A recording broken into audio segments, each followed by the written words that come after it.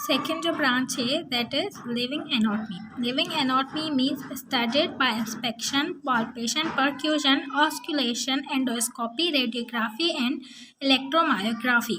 Living word shows that it's the study of living organism. Okay, वहाँ पर जो cadaveric में क्या ले रहे थे, डेड बॉडीज, पर लिविंग में क्या लेंगे, लिविंग बॉडीज। लिविंग बॉडीज की स्टडी करना इंस्पेक्शन के ज़रिए, इंस्पेक्शन मीन्स केयरफुल एग्जामिनेशन के ज़रिए।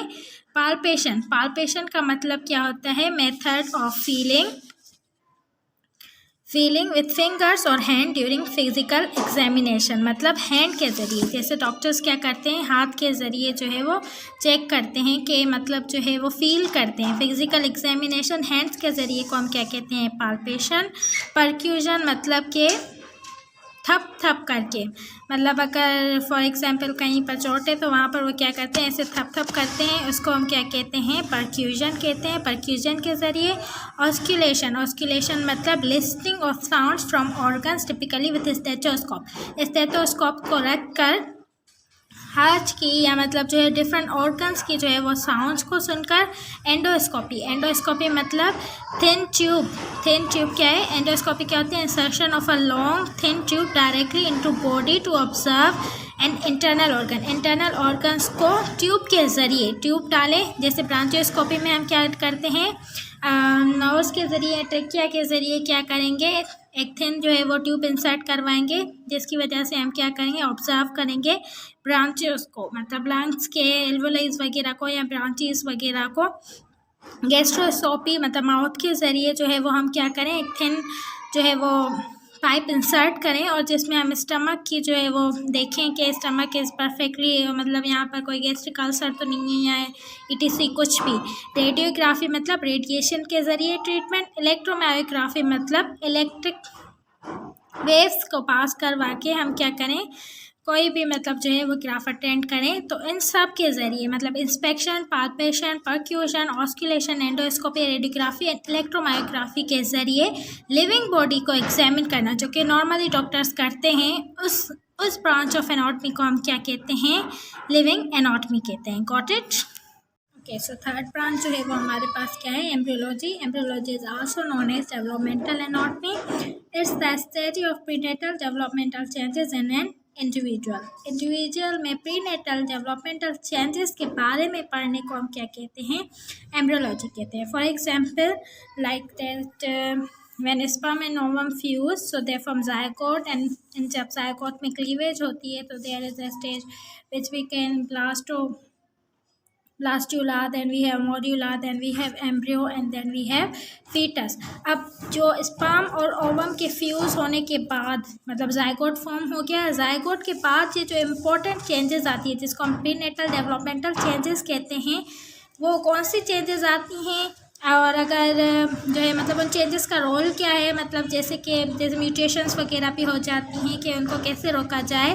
तो उन टोटल चेंजेस के बारे में पढ़ना जो जाइगोट से फीटस तक आती हैं, उस ब्रांच को हम क्या कहते हैं, एम्ब्रियोलॉजी कहते हैं। और इसी वजह से इसको हम डेवलपमेंटल एम्ब्रियोलॉजी भी कहते हैं।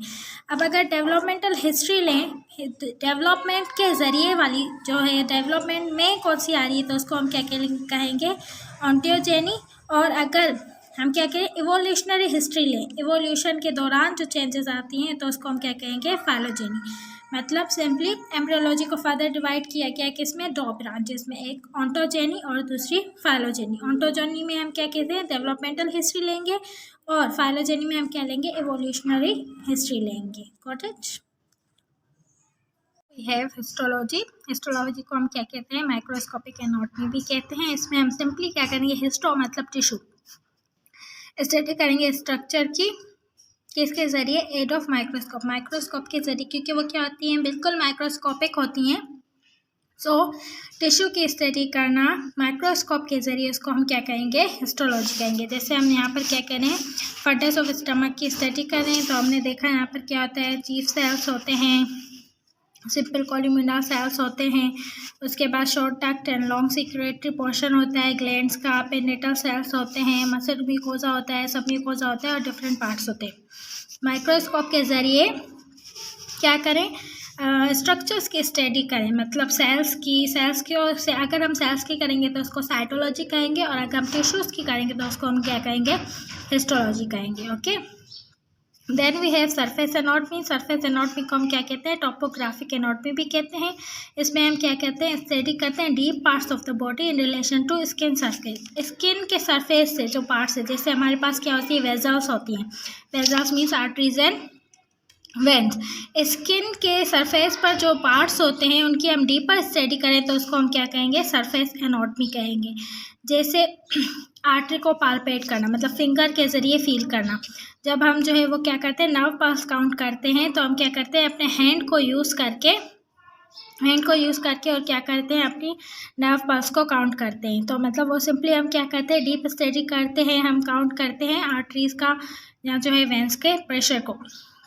सो पाल्पेट करने, पाल्पेशन के ज़रिए जो है वो यूज़ करना, उसको हम क्या कहेंगे, सरफेस एनाटॉमी। जैसे यहाँ पर क्या है, डोर्सल पेडिक आर्टरी है, उसको हमने क्या किया, पाल्पेट किया। पाल्पेट करके स्टडी कर रहे हैं डीपर पार्ट्स ऑफ बॉडी को जो स्किन के रिलेशन के साथ है, तो उसको हम क्या कहेंगे, सरफेस एनाटॉमी कहेंगे। और ये क्या होती है, क्लिनिकल प्रैक्टिस या सर्जिकल ऑपरेशन में जो होती है वो यूज़फुल होती है। जैसे है आपको रिसेंटली पढ़ाया जाएगा या पढ़ भी चुके होंगे कि हम क्या करते हैं, नर्व पल्स को सिंपली काउंट करते हैं, अपनी हैंड की नर्व पल्स को हैंड के ज़रिए, ठीक है। तो उसको हम क्या करते हैं, पाल्पेट करते हैं आर्टरी को, ताकि हम नर्व पल्स को काउंट कर सकें। तो दूसरी ब्रांच हमारे पास क्या है, radiographic and imaging anatomy. Radiographic and imaging anatomy. Radiography मतलब रेज को यूज़ करके हम क्या करते हैं, इमेज फॉर्म करते हैं सिंपली, तो उस ब्रांच को हम क्या कहेंगे, रेडियोग्राफिक एंड इमेजिंग एनाटॉमी। ये क्या है, स्टडी और बोन्स की स्टडी और डीपर ऑर्गन्स की स्टडी किसके ज़रिए, प्लेन विदाउट कलर्स या कंट्रास्ट रेडियोग्राफी के ज़रिए पाए, और किसके ज़रिए, ultrasound, computerise tomographic CT scans वगैरह के ज़रिए स्टडी करना, मतलब रेस पास आउट कराएं और उसके ज़रिए हम क्या करते हैं, ओवरव्यू लेते हैं। मतलब जैसे हमें एक्सरेज वगैरह, जैसे हमने एक्सरे किया हुआ है टेस्ट का, तो हमें ओवरव्यू मिल गया कि यहाँ पर क्या है, स्टर्नम है, ये क्या है, रिब है, और रिब केज है, और रिब केज के अंदर क्या है, लंग्स है, स्टर्नम के बैकवर्ड क्या होगी हमारे पास, स्टमक के बैकवर्ड हमारे पास हार्ट होगी। तो मतलब रेस को पास आउट करके फिर वो प्लेन हो या कलरफुल हो, उसके ज़रिए हमें क्या मिलती है, रेस पास आउट की, इमेजेस मिली, तो उस ब्रांच को हम क्या कहेंगे, radiographic and imaging anatomy. Okay, now we have comparative anatomy. Comparative anatomy में हम क्या करते हैं, एनाटॉमी स्टडी करते हैं एनाटॉमी ऑफ अदर एनिमल्स, दूसरे एनिमल्स की। लाइक अगर हम जो है वो बात करें कि first stage according to science we all are animals, और जो है फर्स्ट ऑफ स्टेज हमारी क्या थी, मंकीज़ में से दूसरी चेंजेस आती गई और फिर क्या बना, ह्यूमन बना, ठीक है। तो मतलब मंकी में कौन सी है, मंकी और ह्यूमन में जो है वो कौन से डिफरेंसेस है, कौन से सेम पॉइंट्स हैं, तो कंपेयर करके एक स्टडी करना, ह्यूमन से कंपेयर करके दूसरे एनिमल्स को स्टडी करने को हम क्या कहते हैं, कंपैरेटिव एनाटॉमी कहते हैं। सिंपली ये क्या होती है, different organ of the human body से होती है, मतलब मॉर्फोलॉजी से होती है, ठीक है।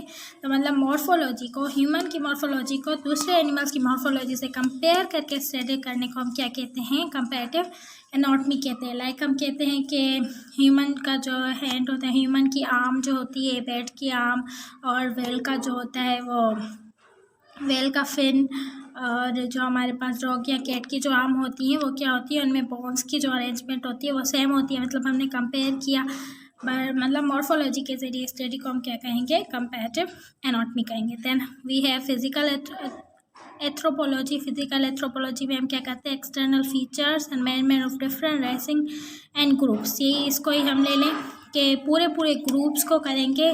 जैसे मतलब एक पार्ट को ले लिया, अगर हैंड को ले रहे हैं तो वो कंपैरेटिव एनाटॉमी हो गई, और अगर पूरे ऑर्गेनिजम्स को लेंगे हम, जैसे कि यहाँ पर है मंकी टू मैन तक डिफरेंट ऑर्गेनिजम्स को लेंगे, तो पूरे ऑर्गेनिजम्स को प्रीहिस्टोरिक हम जो है वन के रिमेन्स लेंगे तो उसे हम फिजिकल एंथ्रोपोलॉजी कहेंगे। और सिर्फ क्या करें हम के कुछ, जैसे हम आर्म्स ले लें, बैट की आर्म ले लें, कैट की आर्म ले लें, वेल का फिन ले लें और ह्यूमन की आर्म ले लें, उसके स्टडी को हमने क्या किया, एक जो है ऑर्गन लिया है तो उसको कंपैरेटिव एनाटॉमी, बल्कि टोटल ऑर्गन्स ले लें, टोटल जो है वो ऑर्गन्स, मतलब ह्यूमन बॉडी ले लें या एनिमल बॉडी ले लें, जैसे पूरा पेट ले लें, पूरी जो है वो हम क्या ले लें, ह्यूमन ले लें, पूरी कैट ले लें या मंकी ले लें, तो उसकी स्टडी को हम क्या कहेंगे, फिजिकल एंथ्रोपोलॉजी।